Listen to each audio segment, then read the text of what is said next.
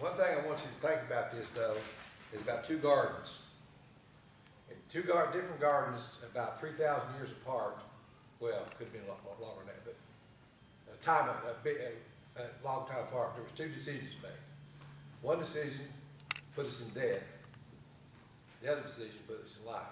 One garden was the Garden of Gethsemane, or Garden of Eden, and the Garden of Gethsemane. Another thing about these prophecies, when we read about them, think about this. We're not robots. God didn't make us robots. So everybody had a decision in every prophecy to make. It just so happened, God always had a plan. And for instance, I always think about Judas Iscariot. He didn't have to do what he did. He wasn't programmed to do that.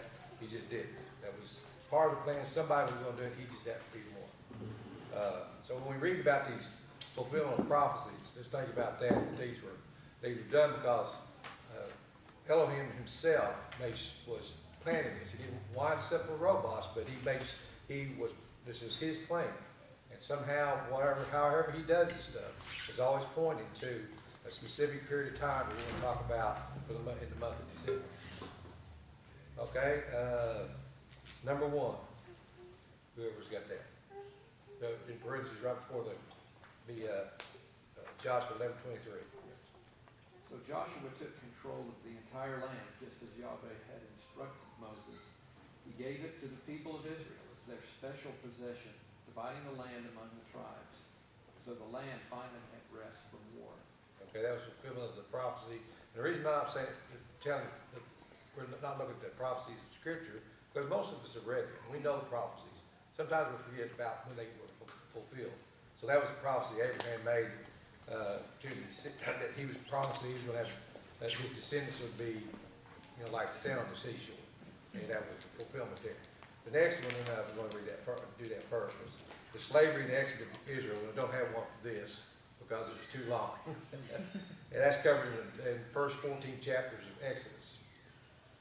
And that was prophesied, before, and fulfillment was, most of us have read about the captivity, the children of Israel going to Egypt, started out with 70 people and ended up with an estimate up to 2 million, 2.5 million people 400 years later when they left. That prophecy was fulfilled. Okay, now number 3. Then King Solomon conscripted a labor force of 30,000 men from all Israel. In the next one. The leaders of Israel summoned him, and Jeroboam and the whole assembly of Israel went to speak with Rehoboam. Your father was a hard master, they said. Lighten the harsh labor demands and heavy taxes that your father imposed on us. Then we will be your loyal subjects.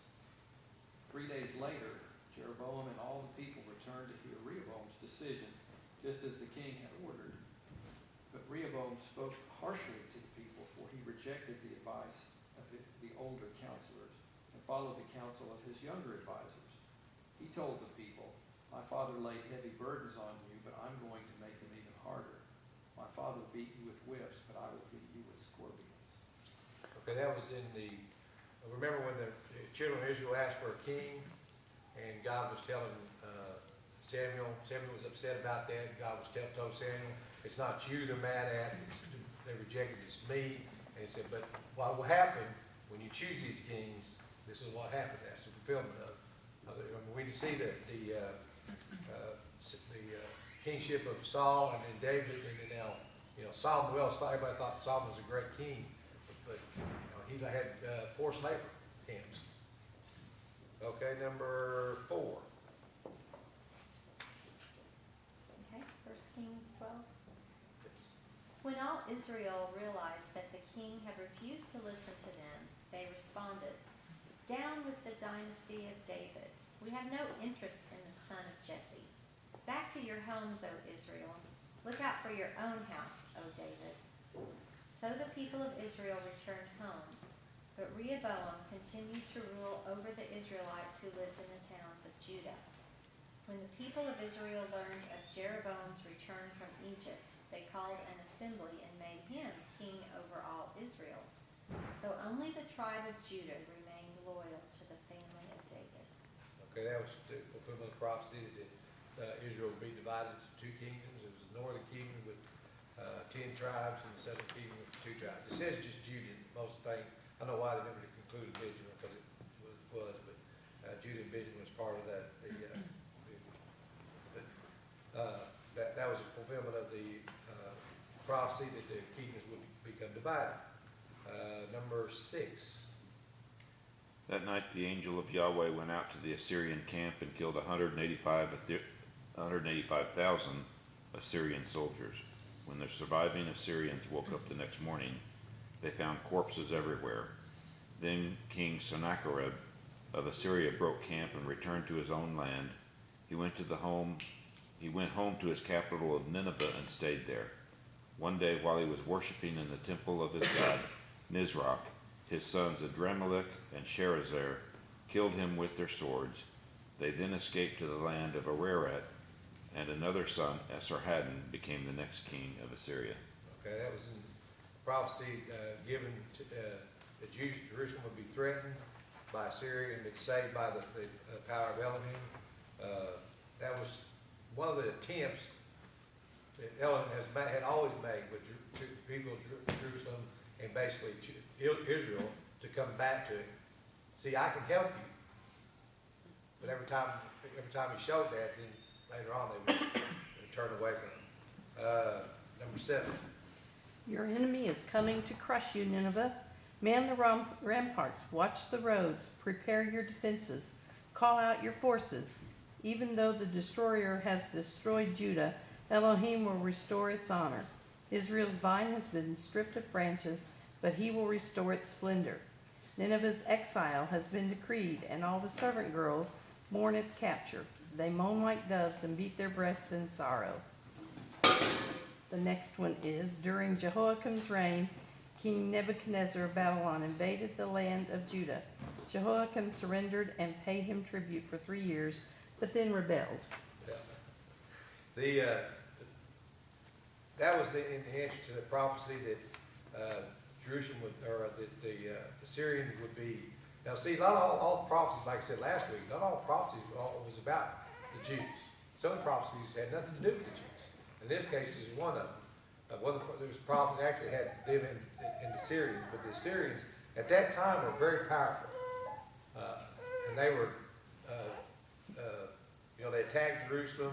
We just read about that. And they changed the kings, and then there's prophecy that says, Nineveh was a very powerful city. Even later on, in the time of Jonah, it was a pretty powerful city. Even after it had been restored, it was a pretty powerful city. And but God said things are going to change. And when you read where God says, "I raise up nations and take them down," it's not just the nation of Israel He was talking about. It's all nations He talks about. Okay, number 8. In January of the 9th year of King Zedekiah's reign, King Nebuchadnezzar came with his army to besiege Jerusalem. 2.5 years later, July 18th, in the 11th year of Zedekiah's reign, the Babylonians broke through the wall, and the city fell. All the officers of the Babylonian army came in and sat in triumph at the middle gate. Nergal-Sharezer, Samgar, and Nebo-Sarsekim, chief officer, and the king's advisor, and all the other officers. Meanwhile, the Babylonians burned Jerusalem, including the palace, and tore down the walls of the city. Okay, that was fulfillment of the prophecy, the fall of Jerusalem. And if you read into the things that was going on there, it was a very bad time. Very, very bad times. Not if we think we've got a bad day, some people think they got a bad day. They really had it rough in Jerusalem at this time. Okay, number 9. That very